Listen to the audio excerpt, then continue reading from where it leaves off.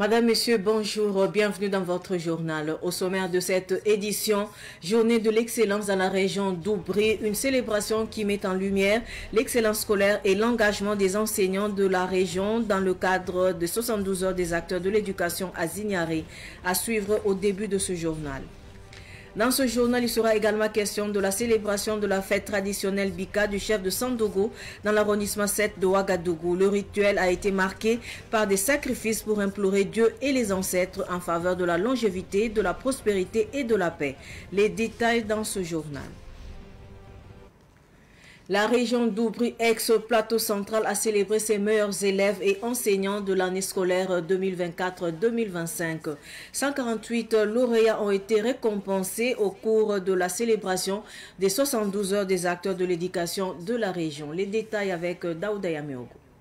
Giovanni Inyekambou est le meilleur élève aux examens et concours de l'éducation préscolaire, primaire et non formelle de Oubri 2024-2025. Avec une moyenne de 9,50 sur 10, il est sur le toit de la région. Il reçoit un vélo, un kit scolaire, une tablette et une enveloppe de 50 000 francs CFA. Aujourd'hui, je suis fière d'avoir reçu un vélo, un kit, une tablette. Et aussi, je suis contente d'avoir honoré mes parents, mes enseignants et mon école.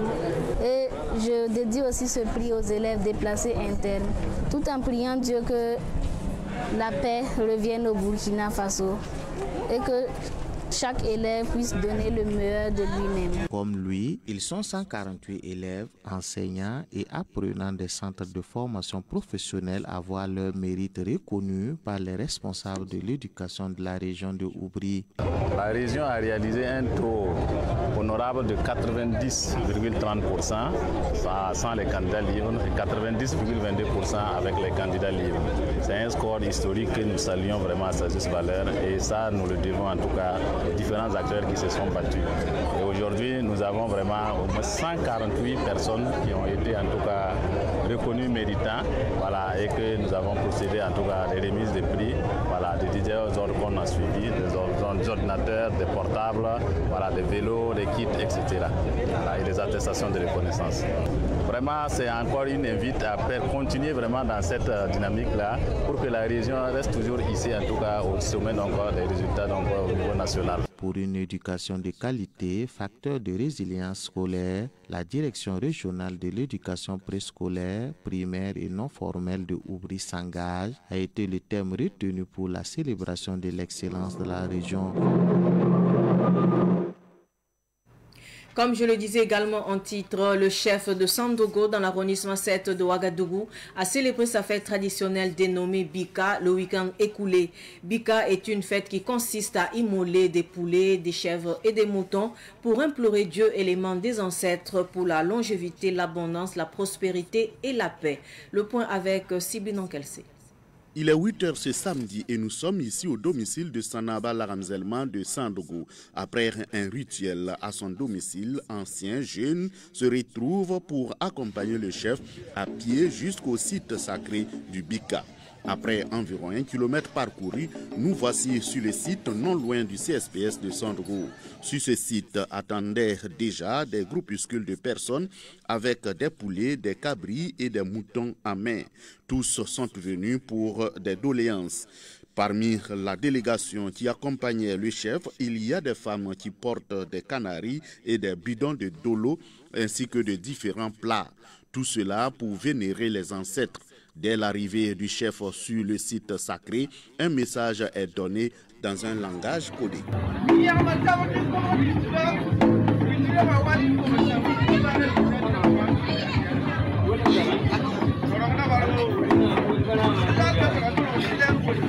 C'est après cette étape que le chef de Sandougou s'installe pour l'immolation de son propre poulet pour implorer la clémence des ancêtres avant de recevoir les poulets des autres personnes de la famille, puis ceux des personnes venues demander la prospérité, l'abondance ou la procréation. Cyril Kontiebo, issu de la famille du chef, explique. En fait, quand il lance Bika, ils appellent tout le monde, tous ceux qui sont dans les villages environnants viennent de gauche à droite manifester. Donc ce n'est pas nous les autochtones seulement qui est intéressé. Il y a beaucoup de gens qui quittent ailleurs pour venir. Alors, donc on peut dire que ce n'est pas la jeunesse de Sandro ni la population de Sandro seulement. Donc beaucoup sont venus d'ailleurs pour pouvoir demander et tous ceux qui ont demandé l'année surpassée ont beaucoup bénéficié, ils sont venus pour remercier. Donc ce n'est pas juste seulement pour les gens d'autres ici. Okay. Cette année, le Bika connaît une adhésion massive, surtout de la jeunesse. Henri Nintiema. À chaque fois, les gens viennent avec leur poulet, ils viennent faire des demandes. Voilà, soit pour avoir la santé, soit pour avoir l'enfantement, soit pour avoir de quoi nourrir sa famille. Se fait chaque 3 ans. Voilà, donc aujourd'hui nous sommes témoins, on est venus pour célébrer cela avec le chef. Le chef de Sandougou, de son côté, s'est réjoui de la mobilisation autour du Bika. Une forte délégation de chefs traditionnels, conduite par le chef de Boissa, est venue traduire sa reconnaissance à Sanaba Laramzelman. Cette célébration s'est achevée dans une ambiance rythmée de la tradition. Rendez-vous dans 3 ans pour la prochaine célébration du Bika à Sandougou.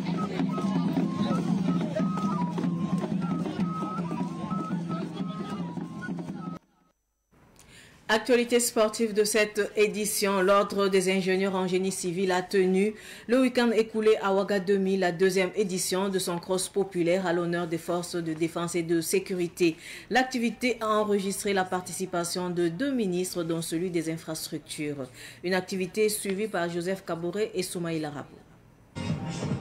Tout se passe dans le quartier Ouaga 2000 en 3 étapes, en présence des ministres des infrastructures, de l'agriculture et de la sécurité. Présentation de l'activité, cross populaire et plantation d'arbres. Objectif de l'Ordre des ingénieurs en génie civil, manifester la solidarité des ingénieurs en génie civil avec les forces de défense et de sécurité qui veillent au grain et qui permettent partout au Burkina aux experts en génie civil de construire routes et bâtiments. Premièrement, c'est d'abord de réunir tous les ingénieurs en génie civil en un seul lieu pour célébrer ensemble une cohésion sociale et pour mener ensemble l'activité du génie civil. Et deuxième objectif, c'est d'assurer un cross populaire au niveau de ce tronçon échangeur Ouaga 2000, Palais des Sports de Ouaga 2000, pour planter des arbres et soutenir les forces de défense et de sécurité. Donc le troisième objectif, pour ne pas le dire, c'est déjà répondre à l'appel du chef de l'État qui est de reverdir le pays. Et c'est ce que nous avons matérialisé à travers la mise en terre des plans au niveau des bretelles ouest de l'échangeur de Ouaga 2000. À l'étape de la plantation d'arbres symbolique à l'échangeur de Ouaga 2000 qui a changé de visage, le ministre des Infrastructures, Adama Luke Sorgo, a rappelé l'importance de cette activité qui est à sa 2e édition. Aujourd'hui, nous avons connu la participation du ministre d'État chargé de l'agriculture et des ressources halieutiques et du ministre de la Sécurité, ce qui rend vraiment, il rehausse effectivement l'image de cette activité. Alors nous avons terminé par la plantation des arbres et nous voulons dire ici qu'il faut effectivement planter les arbres pour reverdir le Burkina Faso. Oui, le cross, en fait, c'est comme on l'a dit, c'est pour maintenir l'organisme et le sport, c'est toujours important, c'est toujours bénéfique pour le bien-être humain. Et nous l'avons fait Et c'est bien sûr accompagné des forces de défense et de sécurité. Et ça a été vraiment dans l'enthousiasme. Et c'est très bien, ça s'est bien passé. L'activité a démarré et a pris fin au Palais des Sports de Ouaga 2000 où autorités, forces de défense et de sécurité, ingénieurs en génie civil ont communié dans une ambiance détendue.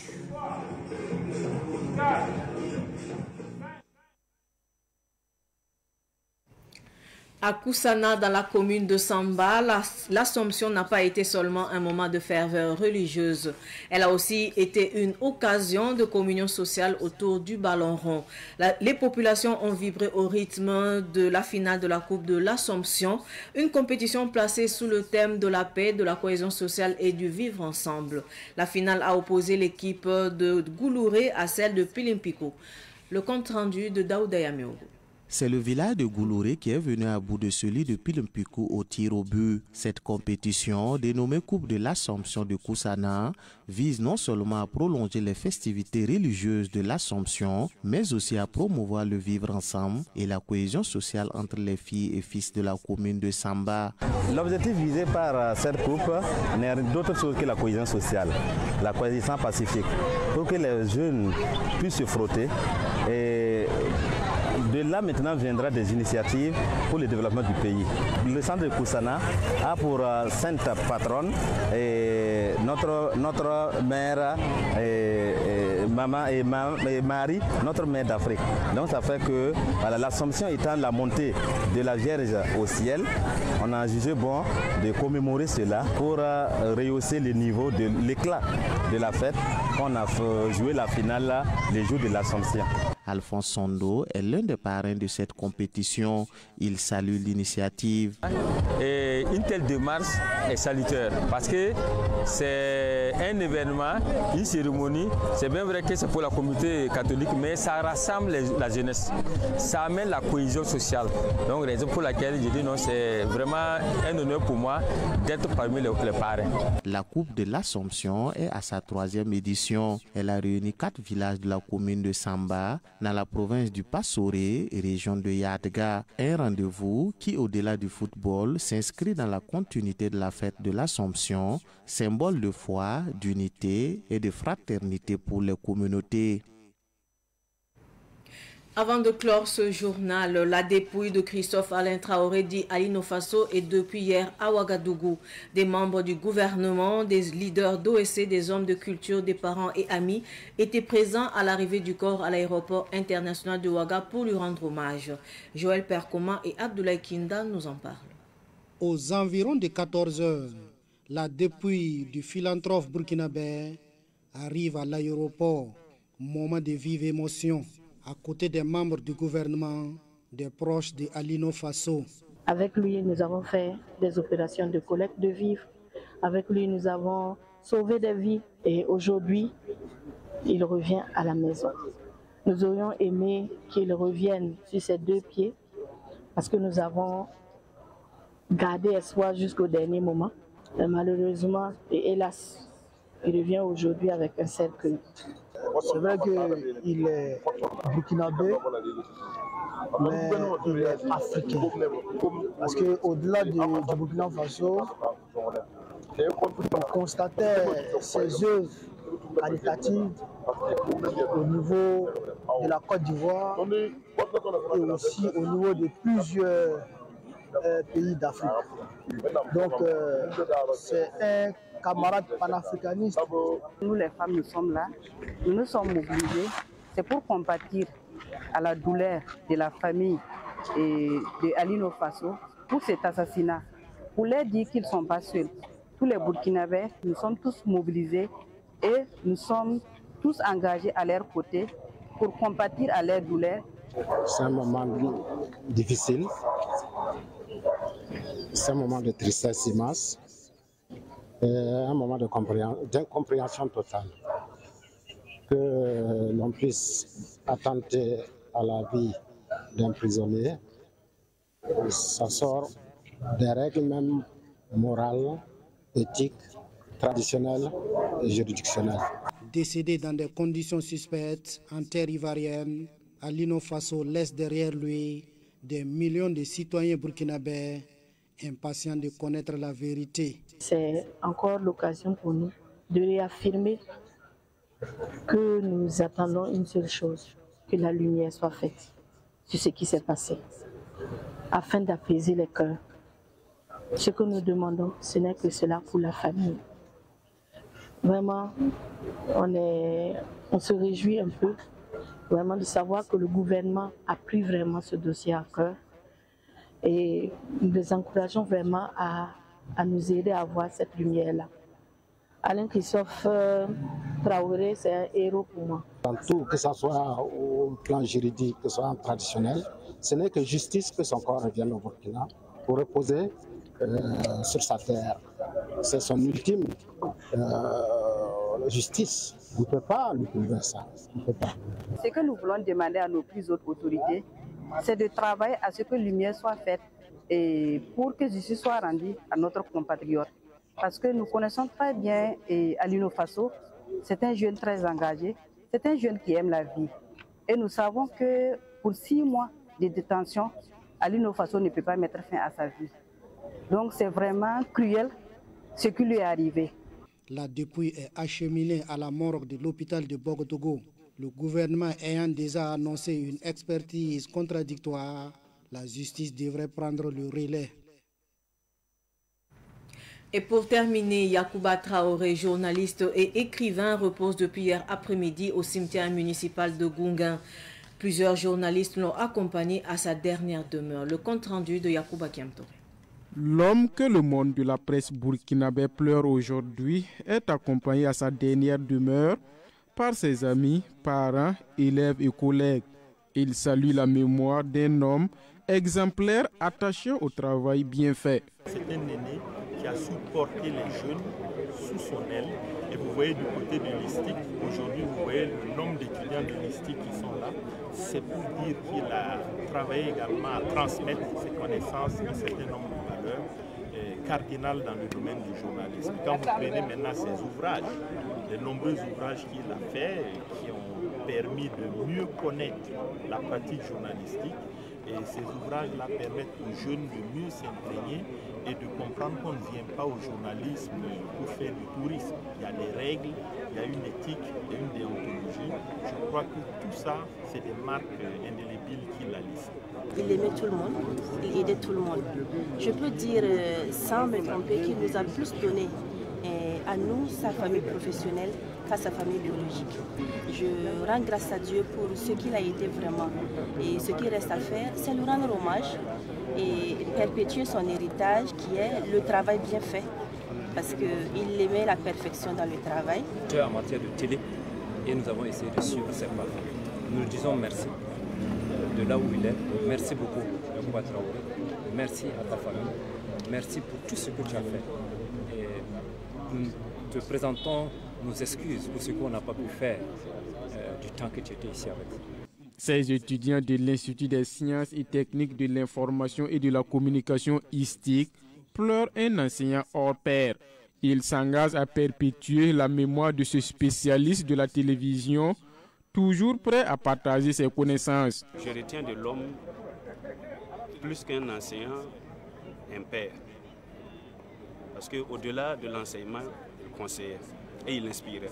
C'est ce qui est fondamental. Je retiens de Yacouba Traoré en tant qu'homme de radio, puisque je suis un produit de la radio, mais grâce à lui, j'ai compris qu'au-delà de la passion de la radio, sa passion de la télé m'a inspiré et actuellement je suis vraiment polyvalent. Même si je suis un homme de radio, sa passion m'a inspiré et actuellement je produis aussi en télé. Au-delà du savoir journalistique qu'il nous a transmis, il nous a enseigné des valeurs, l'amour du travail bien fait, la dignité dans tout ce qu'on a fait. Je retiens le mot de deux choses. C'était quelqu'un qui était très ingénieux. Yacouba Traoré a servi la nation à la RTB, à l'ambassade du Burkina en France et à l'ISTIC.